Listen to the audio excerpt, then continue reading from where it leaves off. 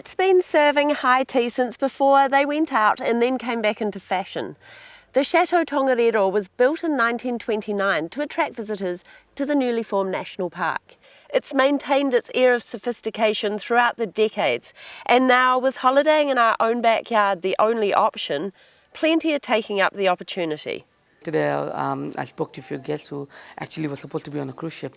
A few of them were supposed to be on a cruise ship to the States, few to Europe, to visit their son. But all of that has been cancelled, and so they said, where should we go? And they said, let's go visit the Chateau. Chateau has a good deal out there. A special offer focusing on the domestic market has paid off for the Chateau and has helped keep their staff fully employed and busy right through to the end of the year. There is a domestic market which can be tapped into short term and which has the potential with a low lead, lead time. So we can tap into the market, which this hotel might not have done it in the past. They've never done 30% sale before. Rashid came from India at 19 to study hospitality in New Plymouth, going on to work for the top hotel brands in the Southern Hemisphere before coming to the Chateau in January. Got an opportunity to come back to New Zealand as hotel manager at Stamford, and it ticked my boxes. So I always wanted to come back to New Zealand, but wanted a good role. And then due to kids being small and looking at lifestyle changes, opportunity popped up here, and I grabbed it. The difference between managing Auckland's five-star Stamford Plaza to the boutique Chateau was substantial. It's like Downton Abbey in a different way. So it's more than just the staff. Some of the people who work here have been here for 20 years. It's like family. It's the only home they know.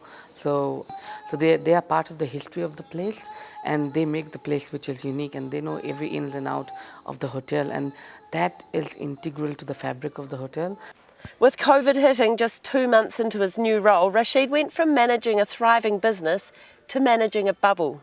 I had around 45 staff on the premises, so we looked after them, feeding them, making sure they're all right, making sure they're okay health-wise.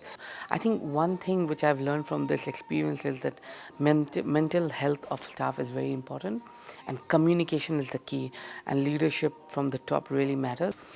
If you see my staff, they've really put their heart and soul to get the whole hotel running, opening. After we opened, we did a lot of cleanup, We went to the rooms, we looked at them, We cleaned up, we got the carpet shampooed. So we did a lot of titsy-bitsy things together.